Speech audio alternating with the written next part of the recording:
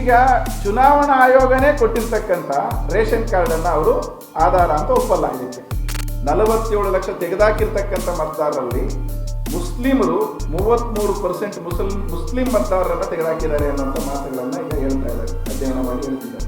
87ನೇ ಇಸ್ವಿಯಿಂದ 2004ನೇ ಇಸ್ವಿಯ ನಡುವೆ ಹುಟ್ಟಿರ್ತಕ್ಕಂಥವರು ಮತದಾರರು ಆಗಬೇಕು ಅಂತಿದ್ರೆ ಅವರು ಅವರ ಹುಟ್ಟಿದ ತಾರೀಕು ಮತ್ತು ಸ್ಥಳದ ದಾಖಲೆಯನ್ನು ಒದಗಿಸಬೇಕು ಮತ್ತು ಅವರ ಅಪ್ಪ ಅಥವಾ ಅಮ್ಮ ಇಬ್ಬರಲ್ಲಿ ಒಬ್ಬರ ದಾಖಲೆಯನ್ನು ಒದಗಿಸಬೇಕು.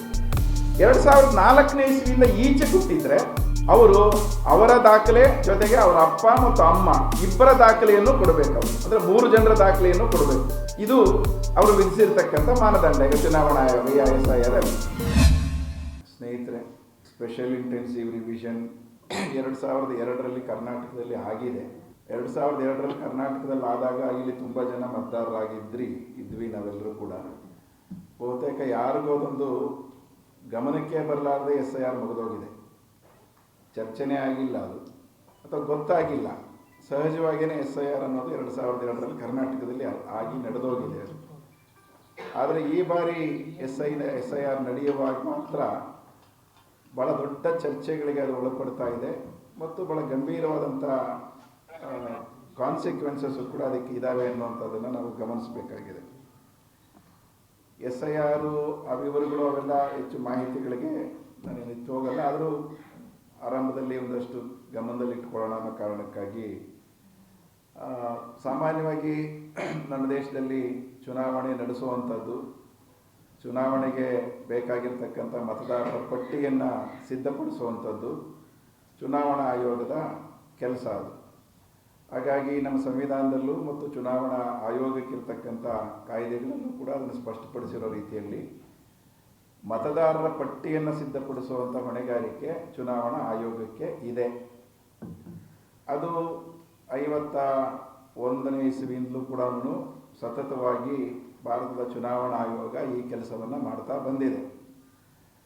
ಲೋಕಸಭೆಗಾದರೆ ಮತ್ತು ರಾಜ್ಯ ವಿಧಾನಸಭೆಗಳಿಗಾದರೆ ಕೇಂದ್ರ ಚುನಾವಣಾ ಆಯೋಗ ಕೆಲಸ ಮಾಡ್ತದೆ, ಮತದಾರರ ಪಟ್ಟಿಯನ್ನು ತಯಾರು ಮಾಡುವಂಥದ್ದು.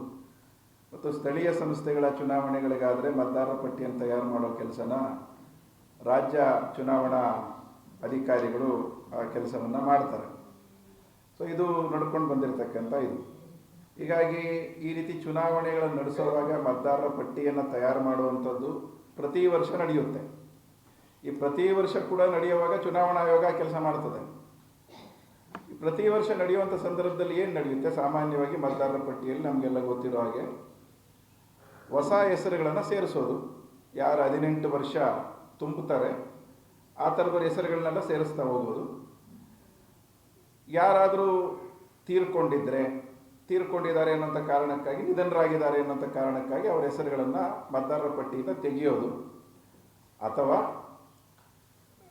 ವಲಸೆ ಹೋಗಿದ್ರೆ, ಆ ಊರಲ್ಲಿ ವಾಸ ಮಾಡ್ತಿಲ್ಲದೆ ಇದ್ದರೆ ಅಥವಾ ನಿರ್ದಿಷ್ಟ ಒಂದು ಜಾಗದಲ್ಲಿ ಅವ್ರು ಇಲ್ಲ ಅನ್ನೋವಂಥದ್ದು ಗೊತ್ತಾದರೆ, ಬೇರೆ ಕಡೆ ಹೋಗಿ ಅಲ್ಲಿ ಸೆಟ್ಲ್ ಆಗಿದ್ದಾರೆ ಅಂತ ಆದರೆ ಅಂಥ ಸಂದರ್ಭಗಳಲ್ಲಿ ಅವರ ಹೆಸರುಗಳನ್ನು ತೆಗೆದುಹಾಕೋದು. ಈ ಕೆಲಸಗಳನ್ನು ನಿರಂತರವಾಗಿ ಭಾರತದ ಚುನಾವಣಾ ಆಯೋಗ ಮತ್ತು ಕೆಳ ರಾಜ್ಯದ ಚುನಾವಣಾ ಆಯೋಗಗಳು ಕೂಡ ಕೆಲಸವನ್ನು ಮಾಡ್ತಾನೆ ಬಂದಿದ್ದಾವೆ. ಇದು ನಿರಂತರವಾಗಿ ಪ್ರತಿ ವರ್ಷ ನಡೀತಕ್ಕಂಥ ಕ್ರಿಯೆ. ಇದೇನು ಹೊಸ ವಿಚಾರ ಅಲ್ಲ. ಹೀಗಾಗಿ ಈಗ SIR ಅಂತೇಳಿ ಮಾಡುವಾಗ ಭಾರತದ ಚುನಾವಣಾ ಆಯೋಗ ಅವರ ಕೈಪಿಡಿಯಲ್ಲಿ ಹೇಳಿಕೊಂಡಿರುವಂಥ ರೀತಿಯ ಒಳಗಡೆಯಲ್ಲಿ ಒಂದು ಮತದಾರರ ಪಟ್ಟಿಯನ್ನು ಕ್ಲೀನ್ ಮಾಡಬೇಕು. ನಾವು ಕ್ಲೀನ್ ಮಾಡಬೇಕು ಅಂತಂದರೆ ಯಾರೆಲ್ಲ ಮತದಾರರು ಅರ್ಹ ಮತದಾರರಿದ್ದಾರೋ ಅವರೆಲ್ಲರೂ ಕೂಡ ಮತದಾರರ ಪಟ್ಟಿಗೆ ಬರಬೇಕು. ಅಂದರೆ ಇನ್ಕ್ಲೂಸಿವ್ ಆಗಿ ಇದನ್ನು ನಾವು ಮಾಡಬೇಕು ಅನ್ನೋಂಥ ಮಾತನ್ನು ಅವರು ಪದೇ ಪದೇ ಹೇಳಿದ್ದಾರೆ. ಅದರಲ್ಲಿ ಇನ್ಕ್ಲೂಸಿವ್ ಆಗಿರಬೇಕು, ಒಳಗೊಳ್ಳಬೇಕು ಎಲ್ಲರನ್ನೂ ಕೂಡ, ಯಾರೂ ಕೂಡ ಬಿಟ್ಟು ಹೋಗಬಾರ್ದು ಮತದಾರರು ಅನ್ನೋ ಕಾರಣಕ್ಕಾಗಿ ನಾವು ಇದನ್ನು ಮಾಡ್ತಿದ್ದೀವಿ. ಎರಡನೇದು, ಅಕ್ರಮವಾಗಿ ಯಾರಾದರೂ ಇದ್ದರೆ ಆ ಥರದ ಹೆಸರುಗಳನ್ನು ತೆಗೆದುಹಾಕಬೇಕಾಗ್ತದೆ. ಈ ಥರದ ಮಾತುಗಳನ್ನ ಅವೆಲ್ಲವನ್ನು ಕೂಡ ಹೇಳ್ಕೊಂಡಿದ್ದಾರೆ. ಇದು ಸಾಮಾನ್ಯವಾಗಿ ಎಲ್ಲ ಕಾಲಕ್ಕೂ ಮಾಡುವಂಥ ಕೆಲಸಗಳೇ. ಮತದಾರರ ಪಟ್ಟಿಯಲ್ಲಿ ಆ ರೀತಿಯಲ್ಲಿ ಅಕ್ರಮವಾಗಿ ಸೇರಿಕೊಂಡಿದ್ದರೆ ಅವರ ಹೆಸರುಗಳನ್ನು ತೆಗೆದುಹಾಕೋದಕ್ಕೆ ಸಾಧ್ಯತೆಗಳು ಯಾವಾಗಲೂ ಇದ್ದಾವೆ. 2 ಅಲ್ಲದೆ 3 ಬಾರಿ ಹೆಸರುಗಳಿದ್ದರೆ ಅದನ್ನು ತೆಗೆದುಹಾಕಲಿಕ್ಕೆ ಅವಕಾಶಗಳಿದ್ದೇ ಇದ್ದಾವೆ. ಒಬ್ಬರೇ ಹೆಸರಲ್ಲಿ 4-6 ಇದ್ದರೆ ಅದನ್ನು ತೆಗೆದುಹಾಕಲಿಕ್ಕೆ ಅವಕಾಶಗಳಿದ್ದಾವೆ. ಅಥವಾ ಒಬ್ಬರೇ ಹೆಸರಲ್ಲಿ ಬೇರೆ ಬೇರೆ ತಂದೆ ತಾಯಿಗಳ ಹೆಸರುಗಳನ್ನು ಹೇಳಿ ಸೇರ್ಪಡೆ ಆಗಿದ್ದರೆ ಅದನ್ನು ತೆಗೆದುಹಾಕ್ಲಿಕ್ಕೆ ಅವಕಾಶಗಳಿದ್ದಾವೆ. ಹೀಗಾಗಿ ತಪ್ಪು ಎಂಟ್ರಿಗಳನ್ನು ತೆಗೆದುಹಾಕ್ಲಿಕ್ಕೆ, ಮತದಾರರ ಪಟ್ಟಿಯಲ್ಲಿ ಅದನ್ನು ಇಲ್ದಂಗೆ ಮಾಡಲಿಕ್ಕೆ ಈಗಾಗಲೇ ಚುನಾವಣಾ ಆಯೋಗಕ್ಕೆ ಎಲ್ಲ ಅವಕಾಶಗಳಿದ್ದಾವೆ, ಸಾಧ್ಯತೆಗಳಿದ್ದಾವೆ ಅನ್ನುವಂಥದ್ದನ್ನು ನಾವು ಗಮನಿಸಬೇಕಾಗಿದೆ. ಈಗ SIR ಅಂತ ಹೇಳುವಾಗ ನಾವು ಮುಖ್ಯವಾಗಿ ಗಮನಿಸಬೇಕಾಗಿರ್ತಕ್ಕಂಥದ್ದು, ಇದೊಂದು ಹೊಸದು. ಅದಕ್ಕೆ ಅವರು ಸ್ಪೆಷಲ್ ಇಂಟೆನ್ಸಿವ್ ರಿವಿಷನ್ ಅಂತೇಳಿ ಕರೆದಿದ್ದಾರೆ.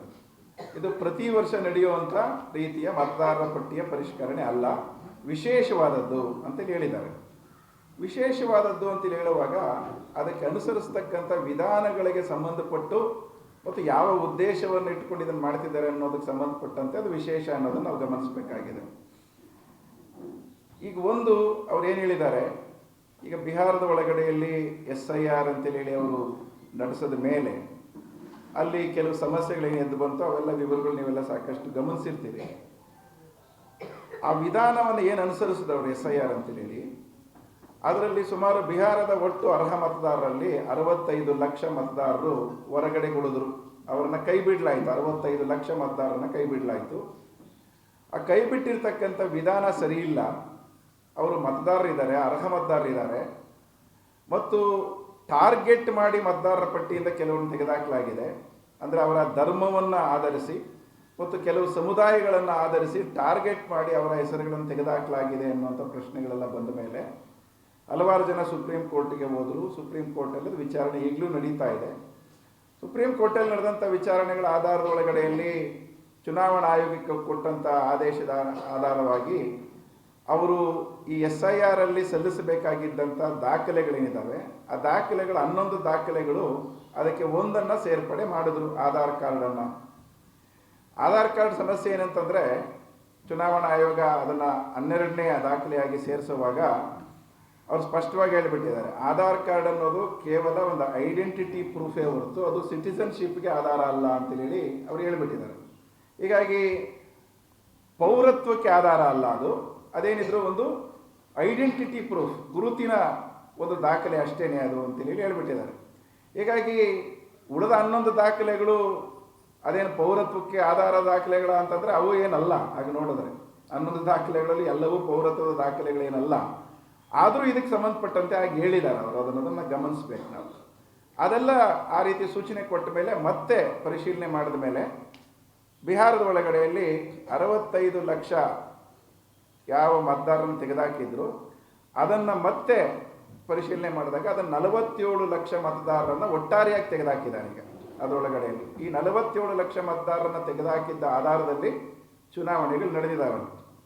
ಆ ವಿವರಗಳೆಲ್ಲ ನಾನು ಹೋಗೋದಿಲ್ಲ. ಅದರಲ್ಲಿ ಮುಖ್ಯವಾಗಿ ಗಮನಿಸಬೇಕಾಗಿರುವಂಥ ಅಂಶ ಏನಂತಂದರೆ, ಈ 47 ಲಕ್ಷ ಮತದಾರರನ್ನು ತೆಗೆದುಹಾಕಿದಾರಲ್ಲ, ಯಾವ ಕಾರಣಕ್ಕಾಗಿ ತೆಗೆದುಹಾಕಲಾಗಿದೆ ಅನ್ನುವಂಥದ್ದನ್ನು ಚುನಾವಣಾ ಆಯೋಗ ಸ್ಪಷ್ಟಪಡಿಸಿಲ್ಲ. ಅವು ನಮಗೂ ಎಲ್ಲರಿಗೂ ಗೊತ್ತಿರುವಂಥ ವಿಚಾರ.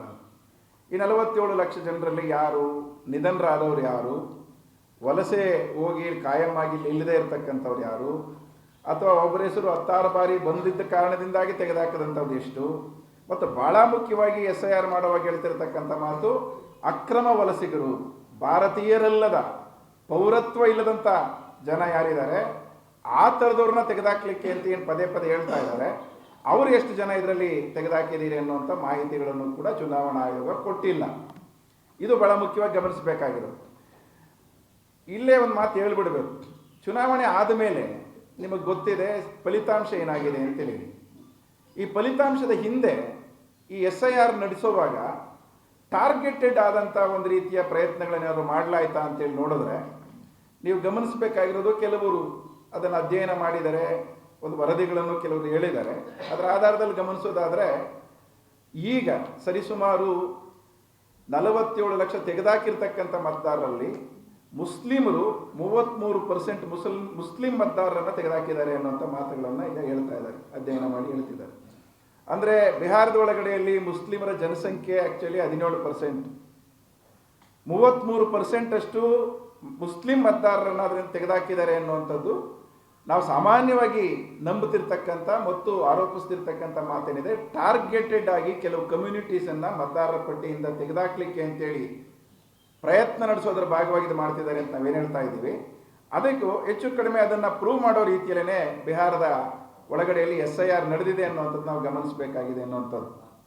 ಇದು ಈಗ ಉಳಿದ 11 ರಾಜ್ಯಗಳಲ್ಲಿ SIR ನಡೆಸಬೇಕು ಅಂತೇಳಿ ಈಗೇನು ತೀರ್ಮಾನ ಮಾಡಿ ಪ್ರಕ್ರಿಯೆ ಶುರುವಾಗಿದೆ. ಭಾಳ ಮುಖ್ಯವಾಗಿ ಪಶ್ಚಿಮ ಬಂಗಾಳದಂಥ ರಾಜ್ಯಗಳಲ್ಲಿ ಇದು ಭಾಳ ಗಂಭೀರವಾದ ಪರಿಣಾಮಗಳನ್ನು ಬೀರಲಿಕ್ಕಿದೆ ಅನ್ನೋದನ್ನು ನಾವು ಗಮನಿಸಬೇಕು. ಯಾಕೆ ಅಂತಂದರೆ ಪಶ್ಚಿಮ ಬಂಗಾಳದಲ್ಲಿ ಹೆಚ್ಚು ಕಡಿಮೆ 30% ಮುಸ್ಲಿಂ ಜನಸಂಖ್ಯೆ ಇದೆ. ಹಾಗೆ ಹಿಂದುಳಿದ ಜನಸಂಖ್ಯೆ ಇವೆಲ್ಲವೂ ಕೂಡ ಭಾಳ ದೊಡ್ಡ ಪ್ರಮಾಣದಲ್ಲಿದೆ. ಅಂಥ ಸಂದರ್ಭಗಳಲ್ಲಿ ಈ ರೀತಿ ಗುರಿ ನಿರ್ದೇಶಿತವಾಗಿ ಕೆಲವು ಸಮುದಾಯಗಳನ್ನು ಮತದಾರರ ಪಟ್ಟಿಯನ್ನು ತೆಗೆದುಹಾಕಬೇಕು ಅನ್ನೋಂಥದ್ದನ್ನು ನಡೆಸಿದಾಗ ಏನಾಗ್ಬೋದು ಅದರ ಫಲಿತಾಂಶ ಅನ್ನುವಂಥದ್ದನ್ನು ನಾವು ಊಹೆ ಮಾಡ್ಕೊಳ್ಳೋದು ಕಷ್ಟ ಏನಾಗಲ್ಲ. ಇದು ಒಂದು ಭಾಗ. ಸೊ ಈ ಪ್ರಯತ್ನಗಳು ಈ ರೀತಿ ನಮ್ಮ ಕಣ್ಣು ಮುಂದೆ ಫಲಿತಾಂಶಗಳನ್ನು ಕೊಟ್ಟಿರುವಾಗ ಈಗ ಕರ್ನಾಟಕವೂ ಸೇರಿದಂತೆ ಮುಂದಿನ ವರ್ಷ ಹೆಚ್ಚು ಕಡಿಮೆ ಕರ್ನಾಟಕದಲ್ಲೂ SIR ಅನ್ನು ಮಾಡ್ತಾರೆ. ಕರ್ನಾಟಕದಲ್ಲಿ SIR ಮಾಡೋದಕ್ಕೆ ಸಂಬಂಧಪಟ್ಟಂತೆ ಕರ್ನಾಟಕದ ಚುನಾವಣಾ ಆಯೋಗ ಸಭೆಯನ್ನು ಕರೆದಿತ್ತು, ರಾಜಕೀಯ ಪಕ್ಷಗಳ ಸಭೆಯನ್ನು. ಆ ಸಭೆಗಳಲ್ಲಿ ನಾವೆಲ್ಲರೂ ಭಾಗವಹಿಸಿದ್ವಿ. ಅವರು ಸಾಕಷ್ಟು ಮಾಹಿತಿಗಳನ್ನು ಕೊಟ್ಟರು. ಆ ಕೊಡುವಾಗ ನಾವು ಅವ್ರಿಗೆ ಕೇಳಿದ್ದಿಷ್ಟೇ, ಈಗ ನೀವು 11 ದಾಖಲೆಗಳು ಅಂತೇಳಿ ಹೇಳ್ತಿದ್ದೀರಲ್ಲ, ಚುನಾವಣಾ ಆಯೋಗ ಆ ಸಭೆಯನ್ನು ಇಲ್ಲಿ ಕರೆದಾಗ ಆಧಾರನ್ನು ಪರಿಗಣಿಸಬೇಕು ಅನ್ನುವಂಥ ಇನ್ನೂ ಆದೇಶ ಸುಪ್ರೀಂ ಕೋರ್ಟ್ ಬಂದಿರಲಿಲ್ಲ. ಆಗ 11 ದಾಖಲೆಗಳು ಅಂತ ಹೇಳ್ತಾ ಇದ್ರು. ಈ 11 ದಾಖಲೆಗಳು ಈಗ ನೀವು ನಿಗದಿಪಡಿಸಿದ್ದೀರಲ್ಲ, 2002ರಲ್ಲಿ SIR ನಡೆದಾಗ ಕರ್ನಾಟಕದಲ್ಲಿ ಇದೇ ದಾಖಲೆಗಳಿತ್ತ, ಯಾವ ದಾಖಲೆಗಳನ್ನು ನೀವು ಕೇಳಿದ್ದೀರಿ ಅದರದ್ದು ಮಾಹಿತಿ ಕೊಡ್ರಿ ಅಂತ ಕೇಳಿದ್ವಿ ನಾವು ಅವರಿಗೆ. ನಮ್ಮ ಅನ್ಬು ಕುಮಾರ್ ಇದಾರಲ್ಲ ಈಗ ಚುನಾವಣಾ ಅಧಿಕಾರಿ, ಮುಖ್ಯ ಚುನಾವಣಾ ಅಧಿಕಾರಿ ಕರ್ನಾಟಕದಲ್ಲಿ, ಅವರು ಕಷ್ಟಪಟ್ಟರು ಉತ್ತರ ಕೊಡಲಿಕ್ಕೆ. ಕೊನೆಗೆ ಅವರು ನೀವು ಅಧಿಕೃತವಾಗಿ ನಮಗೆ ಮೇಲ್ ಮಾಡಿರಿ ಚುನಾವಣಾ ಆಯೋಗಕ್ಕೆ, ನಾವಾಗ ಉತ್ತರ ಕೊಡ್ತೀವಿ ಅಂತಂದರು. ನಾವು ಇಮಿಡಿಯೇಟಾಗಿ ನಮ್ಮ ಪಕ್ಷದ ಮೇಲಿಂದ ಅವ್ರಿಗೊಂದು ರಿಕ್ವಿಸಿಷನ್ ಕಳಿಸಿದ್ವಿ. 2002ರ SIRನ ರಿಕ್ವೈರ್ಡ್ ಡಾಕ್ಯುಮೆಂಟ್ಸ್ ಅಂತ ನೀವೇನು ಕೇಳ್ತಿದ್ರಲ್ಲ ಅದು ಯಾವ್ಯಾವುದಿತ್ತು ಅನ್ನೋದನ್ನು ಕಳಿಸಿ ಕೊಡಿ ಅಂತೇಳಿ. ಅದು ಆಗಿ ಹೆಚ್ಚು ಕಡಿಮೆ ಒಂದು 3 ತಿಂಗಳಾಗಿದೆ. ಇದುವರೆಗೂ ಕೂಡ ಕರ್ನಾಟಕದ ಚುನಾವಣಾ ಆಯೋಗ ಯಾವ ಮಾಹಿತಿಯನ್ನು ನಮ್ಮ ಜೊತೆ ಹಂಚ್ಕೊಂಡಿಲ್ಲ. 2002ರಲ್ಲಿ ಏನು ದಾಖಲೆಗಳನ್ನು ನಾವು ಕೇಳಿದ್ದೀವಿ ಅನ್ನೋದನ್ನು ಅವ್ರು ಅಧಿಕೃತವಾಗಿ ಹೇಳ್ಕೊಳ್ಳೋಕ್ಕೂ ರೆಡಿ ಇಲ್ಲ ಅನ್ನುವಂಥ ಪರಿಸ್ಥಿತಿ ಇದೆ. ಇದು ಒಂದು ಭಾಗ. ಈಗ ಬಿರೋ ಪ್ರಶ್ನೆ ಏನು, SIR ಯಾವ ರೀತಿ ನಡೆಸಲಾಗ್ತದೆ ಅನ್ನುವಂಥ ಪ್ರಶ್ನೆ ನಮಗೆ ಮುಖ್ಯವಾಗಿರುವಂಥದ್ದು. ಈಗ ಅದರಲ್ಲಿ ಭಾಳ ಮುಖ್ಯವಾದ ಪ್ರಶ್ನೆ ಏನು, ಒಂದು ಮತದಾರರ ಪಟ್ಟಿಗೆ ಸೇರ್ಪಡೆ ಆಗಬೇಕು ಅಂತ ಹೇಳುವಾಗ ಅವರು ಈಗ ಹಾಕಿರ್ತಕ್ಕಂಥ ಮಾನದಂಡಗಳೇನಿದ್ದಾವೆ, ವಿಧಾನ ಏನಿದೆ ಅನ್ನುವಂಥದ್ದು ಗಮನಿಸಬೇಕು ನಾವು. 2002ನೇ ಇಸವಿಯಲ್ಲಿ ಕರ್ನಾಟಕ ರಾಜ್ಯದಲ್ಲಿ ಮತದಾರರ ಪಟ್ಟಿ ಅಂತ ಏನು ಅಂತಿಮಗೊಳಿಸಲಾಗಿತ್ತು, ಆ ಪಟ್ಟಿಯ ಆಧಾರದಲ್ಲಿ ಈಗ ಮತದಾರರ ಪಟ್ಟಿಯ ಪರಿಷ್ಕರಣೆಯನ್ನು ಮಾಡಲಾಗ್ತದೆ. ಇದು ನಾವು ಗಮನಿಸಬೇಕಾಗಿರೋದು. 2002ರ ನಂತರದಲ್ಲಿ ನಮ್ಮ ರಾಜ್ಯದಲ್ಲಿ ಹಲವು ಲೋಕಸಭಾ ಚುನಾವಣೆಗಳಾಗಿದ್ದಾವೆ, ಹಲವು ವಿಧಾನಸಭಾ ಚುನಾವಣೆಗಳಾಗಿದ್ದಾವೆ ಮತ್ತು ಹಲವು ಬಾರಿ ಮತದಾರರ ಪಟ್ಟಿಯ ಪರಿಷ್ಕರಣೆಗಳು ನಿರಂತರವಾಗಿ ನಡೆದಿದ್ದಾವೆ. ಲಕ್ಷಾಂತರ ಕೋಟ್ಯಾಂತರ ಮತದಾರರು ಅದರಲ್ಲಿ ಸೇರ್ಪಡೆ ಆಗಿದ್ದಾರೆ ಹೊಸದಾಗಿ 2002 ನಂತರದಲ್ಲಿ ಅನ್ನೋಂಥದ್ದನ್ನು ಕೂಡ ನಾವು ಗಮನಿಸಬೇಕಾಗಿದೆ. ಆದರೆ ಅದು ಯಾವುದೂ ಲೆಕ್ಕಕ್ಕೆ ಬರೋಲ್ಲ. ಈಗ ಪರಿಷ್ಕರಣೆ ಮಾಡುವಾಗ ಸಮಗ್ರವಾಗಿ 2002ರಲ್ಲಿ ಯಾವ ಮತದಾರರ ಪಟ್ಟಿ ಇತ್ತು ಅದನ್ನು ಆಧಾರವಾಗಿಟ್ಟುಕೊಂಡು ಪರಿಷ್ಕರಣೆಯನ್ನು ಮಾಡಲಾಗ್ತದೆ. ಆ ಮತದಾರರ ಪಟ್ಟಿಯಲ್ಲಿ ಯಾರ್ಯಾರ ಹೆಸರುಗಳಿತ್ತು ಅದನ್ನು ಆಧಾರವಾಗಿ ಇಟ್ಕೊಳ್ಳಲಾಗ್ತದೆ ಅನ್ನುವಂಥದ್ದು ಇದು ಮೊದಲನೇ ಅಂಶ. ಆಯಿತು, ಅದನ್ನು ಇಟ್ಕೊಂಡು ಏನು ಮಾಡಲಾಗ್ತದೆ ಅಂತ ನೋಡುವಾಗ ನೋಡ್ರಿ, ಇಲ್ಲಿ 3 ಥರದ ಇವುಗಳನ್ನು ಅವರು ವಿಭಜನೆ ಮಾಡಿದ್ದಾರೆ.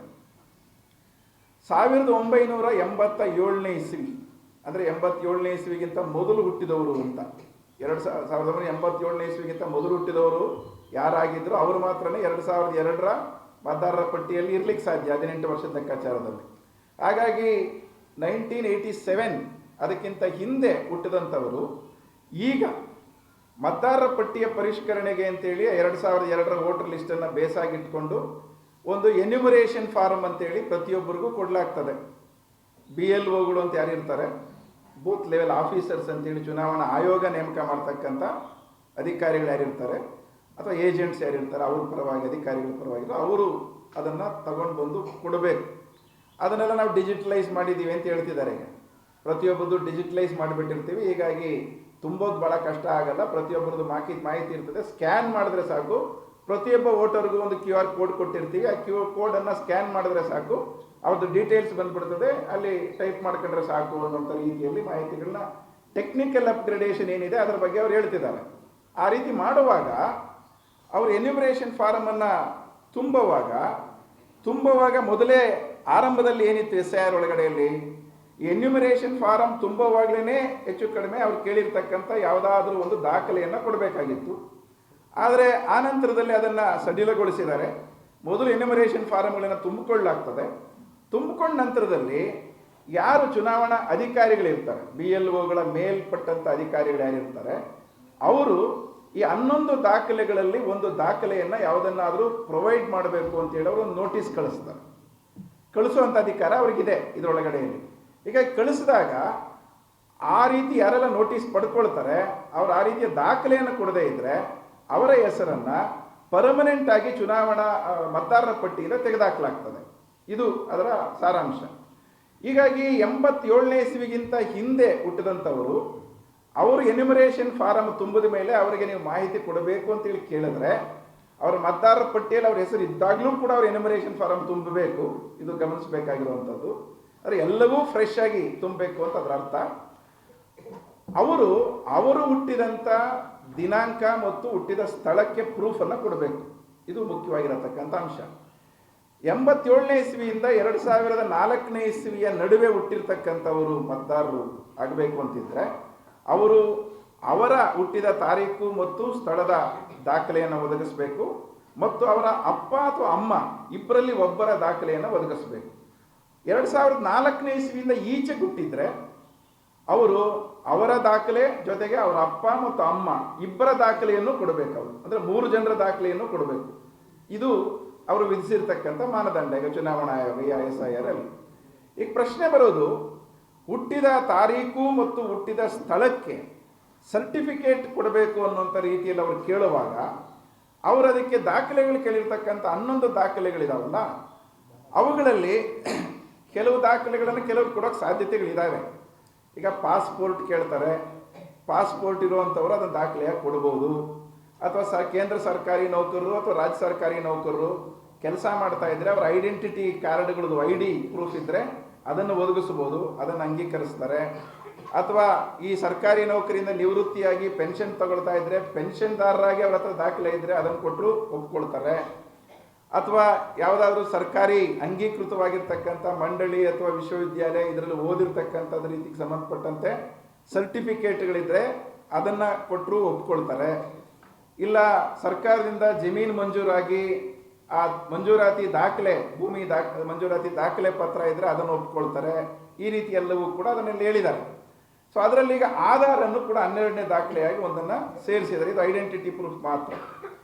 ಪ್ರಶ್ನೆ ಇರೋದು, ಈಗ ಅವ್ರೇನು ಹೇಳ್ತಿದ್ದಾರೆ, ಈ ದಾಖಲೆಗಳನ್ನು ಕೊಡ್ಬೋದು ಅಂತೇಳಿ ಅದನ್ನೇ ನಾವು ಪ್ಲೈನಾಗಿ ವಿಮರ್ಶೆ ಮಾಡಿಕೊಂಡ್ರು ಕೂಡ ಬರೋ ಸಮಸ್ಯೆ ಏನಂತಂದರೆ, ಒಂದು ಈ ದಾಖಲೆಗಳು ಇಷ್ಟೆಲ್ಲ ಸರಳವಾಗಿ ಕೊಡ್ಬೋದು ಅಂತೇಳಿ ಅಂದ್ಕೊಳ್ಬೋದಾಗಿರ್ತಕ್ಕಂಥ ದಾಖಲೆಗಳು ಕೂಡ ಬಹುತೇಕ ಜನರ ಹತ್ರ, ಅದರಲ್ಲಿ ಭಾಳ ಮುಖ್ಯವಾಗಿ ಆದಿವಾಸಿಗಳು, ಬುಡಕಟ್ಟು ಜನ, ದಲಿತರು, ಅಲ್ಪಸಂಖ್ಯಾತರು ಮತ್ತು ಹಿಂದುಳಿದ ಬಡವರು, ತೀರಾ ಬಡವರಲ್ಲಿ ಈ ದಾಖಲೆಗಳನ್ನು ಒದಗಿಸೋದ್ರಲ್ಲಿ ಖಂಡಿತವಾಗಿ ಸಮಸ್ಯೆಗಳು ಉದ್ಭವ ಆಗ್ತದೆ. ಬಿಹಾರದಲ್ಲೂ ಆ ಉದಾಹರಣೆ ನಮ್ಮ ಕಣ್ಣು ಮುಂದೆ ಇದೆ ಅನ್ನೋದನ್ನು ಗಮನಿಸಬೇಕಾಗಿದೆ.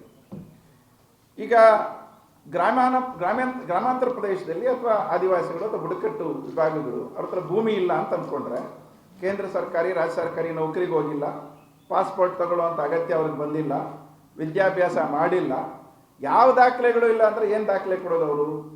ಈ ಥರದ ಸಮಸ್ಯೆಗಳು ಸಹಜವಾಗೇ ಬರ್ತವೆ ಸಾಮಾನ್ಯ ಜನಕ್ಕೆ.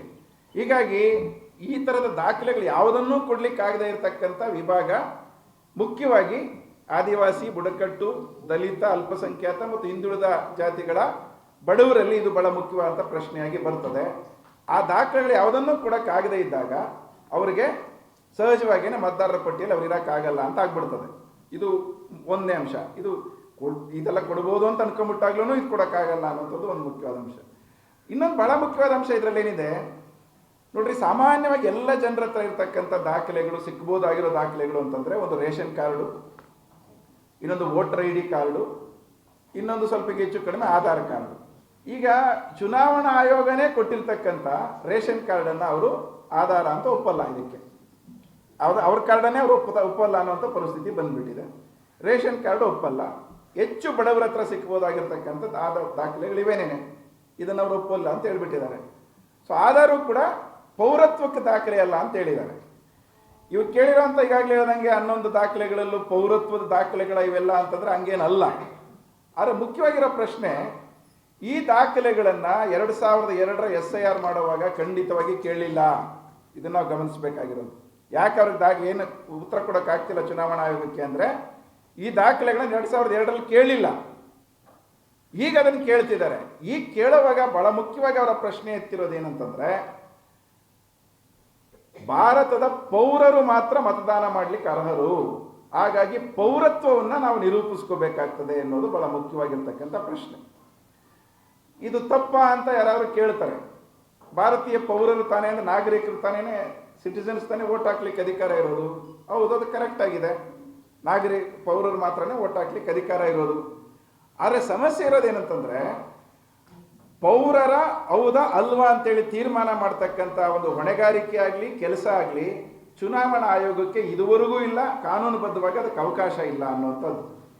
ಭಾರತದ ಪೌರತ್ವ ಅದನ್ನು ತೀರ್ಮಾನ ಮಾಡೋದು, ಪೌರರಾಗಿದ್ದಾರಾ ಇಲ್ವಾ ಅನ್ನೋಂಥ ಸಮಸ್ಯೆ ಆಗಲಿ, ಪೌರತ್ವವನ್ನು ಕೊಡಬೇಕು ಅನ್ನೋಂಥ ಪ್ರಶ್ನೆ ಆಗಲಿ ತೀರ್ಮಾನ ಮಾಡುವಂಥದ್ದು ಭಾರತ ಸರ್ಕಾರದ ಅಡಿಯಲ್ಲಿರ್ತಕ್ಕಂಥ ಗೃಹ ಮಂತ್ರಾಲಯದ ಕೆಲಸ. ಅದು ಅಂದರೆ ಡಿಪಾರ್ಟ್ಮೆಂಟ್ ಆಫ್ ಹೋಮ್ ಅಫೇರ್ಸ್ನ ಕೆಲಸ. ಅದು ಅವರು ಮಾಡಬೇಕಾಗಿರೋ ಕೆಲಸನ ಚುನಾವಣಾ ಆಯೋಗ ಮಾಡಕ್ಕೆ ಹೊರಟಿದೆ ಅನ್ನುವಂಥದ್ದು ಈಗ ಬರ್ತಿರ್ತಕ್ಕಂಥ ಸಮಸ್ಯೆ ನಮಗೆ.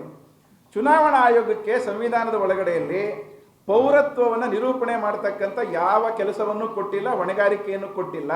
ಹೀಗಾಗಿ ಚುನಾವಣಾ ಆಯೋಗ ಆ ಕೆಲಸ ಮಾಡಕ್ಕೆ ಹೊರಟಿದೆಯಲ್ಲ ಅನ್ನುವಂಥದ್ದು ನಮ್ಗೆ ಈಗ ಬರ್ತಿರ್ತಕ್ಕಂಥ ಸಮಸ್ಯೆ. ಇದು ಒಂದನೇದು. ಎರಡನೇದೇನಾದ್ರೂ ಸಮಸ್ಯೆ, ಪೌರತ್ವವನ್ನು ನಿರೂಪಿಸ್ಕೋಬೇಕಾಗಿರ್ತಕ್ಕಂಥ ಹೊಣೆಗಾರಿಕೆ ಯಾರು ಮತದಾರರಾಗಲಿಕ್ಕೆ ಬಯಸ್ತಾ ಇದ್ದಾರೆ ಅವರ ಮೇಲೆ ಹೊರಿಸಲಾಗಿದೆ ಈಗ. ಇದು ಬಹಳ ಡೇಂಜರ್ಸ್ ಆಗಿರ್ತಕ್ಕಂಥ ಪ್ರಶ್ನೆ. ನಮಗೆ ನಾವೇನೇನೆ ನಾವು ಪೌರರು ಅಂತೇಳಿ ನಿರೂಪಿಸ್ಕೋಬೇಕೀಗ. ಇದು ನಮ್ಮ ದೇಶದ ಯಾವ ಕಾನೂನಲ್ಲೂ ಇಲ್ಲ. ಕಾನೂನಲ್ಲೇ ಇಲ್ಲದೆ ಇರತಕ್ಕಂಥದ್ದು, ಸಂವಿಧಾನಕ್ಕೆ ತಿಳುವಳಿಕೆಗೆ ವಿರುದ್ಧವಾಗಿರ್ತಕ್ಕಂಥ ಈ ಒಂದು ಕೆಲಸವನ್ನು ಚುನಾವಣಾ ಆಯೋಗದ ಮುಖಾಂತರ ಭಾರತ ಸರ್ಕಾರ ಮಾಡಕ್ಕೆ ಹೊರಟಿದೆ ಅನ್ನುವಂಥದ್ದು ಅಪಾಯಕಾರಿ ಅನ್ನುವಂಥದ್ದನ್ನು ನಾವು ಗಮನಿಸಬೇಕಾಗಿರುವಂಥದ್ದು. ಯಾಕೆ ಇದು ಅಪಾಯಕಾರಿ? ಪೌರತ್ವವನ್ನು ತೀರ್ಮಾನ ಮಾಡ್ತಕ್ಕಂಥ ಅಧಿಕಾರ ಚುನಾವಣೆ ಆಯೋಗಕ್ಕೆ ಇಲ್ಲ ಅಂತ ಆದಮೇಲೆ ಅವ್ರು ಯಾಕೆ ನಮ್ಮನ್ನು ನೀವು ಪೌರತ್ವಕ್ಕೆ ಬೇಕಾಗಿರ್ತಕ್ಕಂಥ ದಾಖಲೆಗಳನ್ನು ಒದಗಿಸಬೇಕು ಅಂತೇಳಿ ನಮ್ಮನ್ನು ಒತ್ತಾಯ ಮಾಡ್ತಿದ್ದಾರೆ, ನಮಗೆ ನಾವೇ ಕೊಟ್ಕೋಬೇಕು ಅಂತ ಕೇಳ್ತಿದ್ದಾರೆ ಅಂತಂದರೆ, ಇಲ್ಲಿರ್ತಕ್ಕಂಥದ್ದು ಬಹಳ ಸ್ಪಷ್ಟವಾಗಿ ಅವರು ಹಿಂದಿಂದ ಮಾಡ್ತಾ ಇರ್ತಕ್ಕಂಥ ಪ್ರಯತ್ನ ಏನಿದೆ, ಭಾರತದ ಪೌರತ್ವ ಕಾಯ್ದೆಗೆ ತಿದ್ದುಪಡಿ ಈಗಾಗಲೇ ಮಾಡಿದ್ದಾರೆ. ಅದು ಈಗ ವಿಚಾರಣೆಯಲ್ಲಿದೆ. ಆ ಪೌರತ್ವ ತಿದ್ದುಪಡಿ ಕಾಯ್ದೆಯನ್ನು, ಅದರ ಸಾರಾಂಶವನ್ನು ವಾಸ್ತವದಲ್ಲಿ ಚುನಾವಣಾ ಆಯೋಗದ ಮುಖಾಂತರ ಜಾರಿ ಮಾಡ್ಕೋಬೇಕು ಅಂತೇಳಿ ಅವ್ರು ಹೊರಟಿರುವಂಥದ್ದು. ಇದನ್ನು ನಾವು ಗಮನಿಸಬೇಕಾಗಿರೋದು. ಪೌರತ್ವ ತಿದ್ದುಪಡಿ ಕಾಯ್ದೆ ಏನು ಮಾಡಿದ್ದಾರೆ ಅನ್ನೋದು ನಿಮಗೆ ಗೊತ್ತಿದೆ. ಈಗ ಅವರು ಮಾಡಿರ್ತಕ್ಕಂಥ ತಿದ್ದುಪಡಿ ಹಿಂದೆ NRC ಮಾಡಕ್ಕೆ ಹೊರಟಾಗ ಏನೆಲ್ಲ ಮಾಡಿದ್ರು ಅದು ವಿಫಲ ಮಾಡೋಕ್ಕಾಗಲ್ಲ ಅಂತ ಆದಾಗ ಭಾರತ ದೇಶದ ಜನ NRCಯ ಪ್ರಕ್ರಿಯೆ ವಿರುದ್ಧ ತೀವ್ರವಾಗಿ ಪ್ರತಿಭಟನೆಗಳು ಮಾಡಿದ ಪರಿಣಾಮವಾಗಿ ಅದನ್ನು ಜಾರಿ ಮಾಡೋಕ್ಕಾಗಲ್ಲ ಅಂತ ಆದಮೇಲೆ ಅವರು ಪೌರತ್ವ ತಿದ್ದುಪಡಿ ಕಾಯ್ದೆಯನ್ನು ಮಾಡಿ ಅದನ್ನು ಜಾರಿ ಮಾಡ್ಕೊಳ್ಳೋಕ್ಕೆ ಚುನಾವಣಾ ಆಯೋಗವನ್ನು ಈಗ ಬಳಸ್ತಾ ಇದ್ದಾರೆ ಅನ್ನೋದು ನಾವು ಗಮನಿಸಬೇಕಾಗಿದೆ. ಇದು ಮುಖ್ಯವಾದ ಸಾರಾಂಶ. ಇದರಲ್ಲಿ ಪೌರತ್ವ ತಿದ್ದುಪಡಿ ಕಾಯ್ದೆ ಅವರು ಏನು ಮಾಡಿದ್ದು ನಿಮಗೆ ಗೊತ್ತಿದೆ. ಅದು 2014ನೇ ಇಸ್ವಿಗಿಂತ ಮೊದಲು ಪಾಕಿಸ್ತಾನ, ಬಾಂಗ್ಲಾದೇಶ ಮತ್ತು ಆಫ್ಘಾನಿಸ್ತಾನ, ಇಲ್ಲ ನೇಪಾಳ, 3 ಕಂಟ್ರೀಸ್, ಪಾಕಿಸ್ತಾನ, ಆಫ್ಘಾನಿಸ್ತಾನ ಮತ್ತು ಬಾಂಗ್ಲಾದೇಶ, ಈ ದೇಶಗಳಿಂದ 2014ನೇ ಇಸ್ವಿಗಿಂತ ಹಿಂದೆ ಭಾರತಕ್ಕೆ ಬಂದಿರತಕ್ಕಂಥ ಹಿಂದೂಗಳು,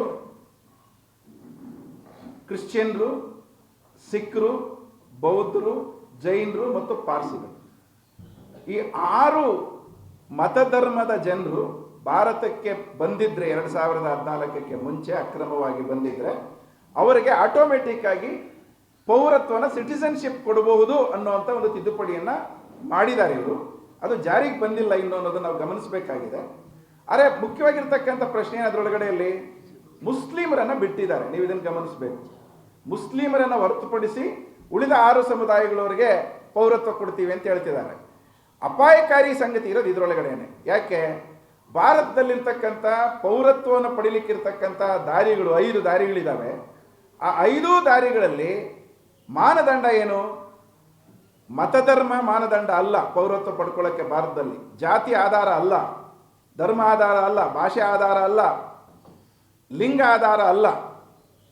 ಹೀಗಾಗಿ ಲಿಂಗ ತಾರತಮ್ಯವಿಲ್ಲದ, ಭಾಷೆಯ ತಾರತಮ್ಯವಿಲ್ಲದ, ಮತಧರ್ಮದ ತಾರತಮ್ಯವಿಲ್ಲದ ಆಧಾರದ ಒಳಗಡೆಯಲ್ಲಿ ಭಾರತದಲ್ಲಿ ಪೌರತ್ವ ಸಿಕ್ಕುತ್ತೆ.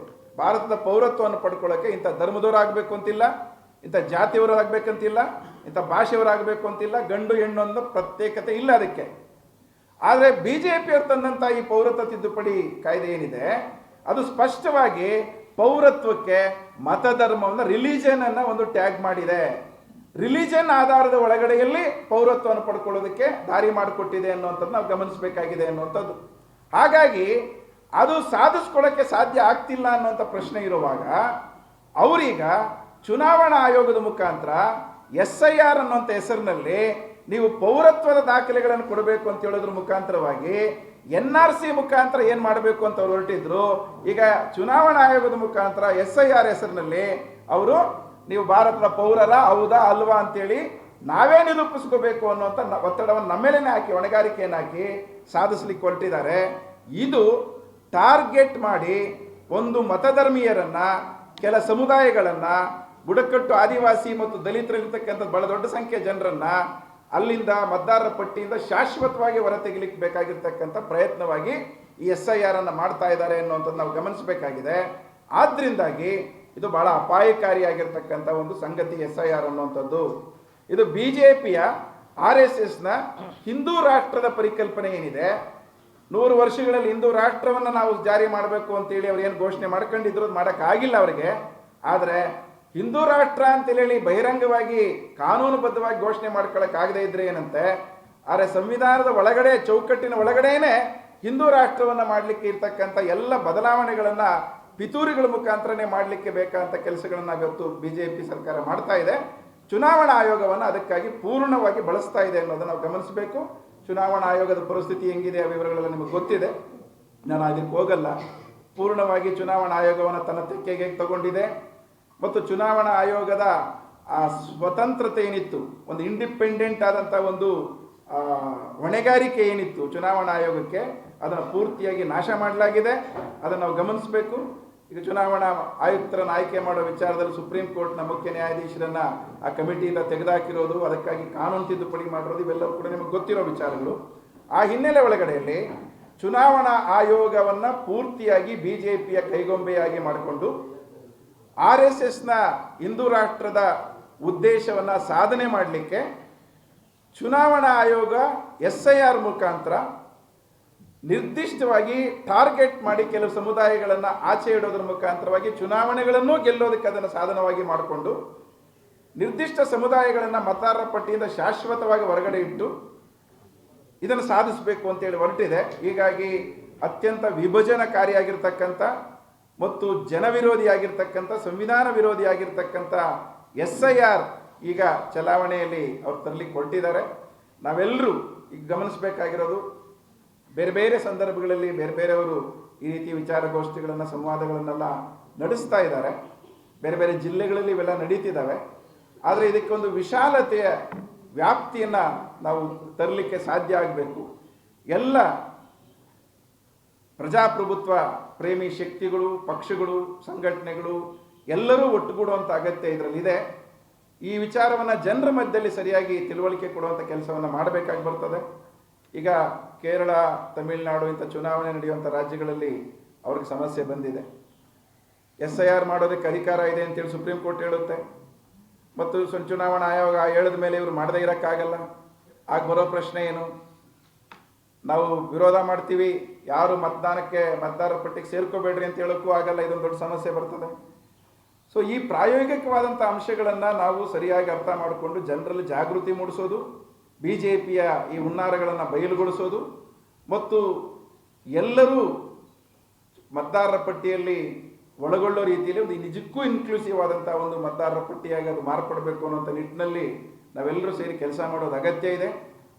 ಚುನಾವಣಾ ಆಯೋಗದ ಈ ಪ್ರಯತ್ನಗಳನ್ನು, ಅದರ ಉದ್ದೇಶವನ್ನು ಹೆಚ್ಚು ಬಹಿರಂಗಗೊಳಿಸ್ತಕ್ಕಂಥ, ಬಯಲುಗೊಳಿಸ್ತಕ್ಕಂಥ ಕೆಲಸವನ್ನು ನಾವೆಲ್ಲರೂ ಸೇರಿ ಮಾಡೋಣ ಅಂತ ಮಾತನ್ನು ಹೇಳಿ ನಾನು ಇಷ್ಟು ಮಾತಾಡಲಿಕ್ಕೆ ಅವಕಾಶ ಕೊಟ್ಟಿದ್ದಕ್ಕೆ ತಮ್ಮೆಲ್ಲರಿಗೂ ವಂದಿಸಿ ನನ್ನ ಮಾತು ಮುಗಿಸ್ತೇನೆ. ನಮಸ್ಕಾರ.